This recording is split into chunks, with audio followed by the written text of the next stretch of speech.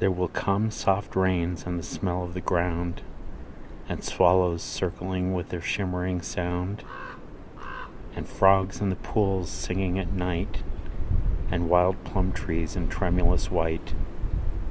Robins will wear their feathery fire, whistling their whims on a low fence wire, and not one will know of the war, not one will care at last when it is done.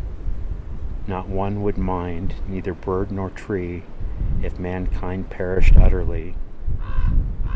And spring herself, when she woke at dawn, would scarcely know that we were gone.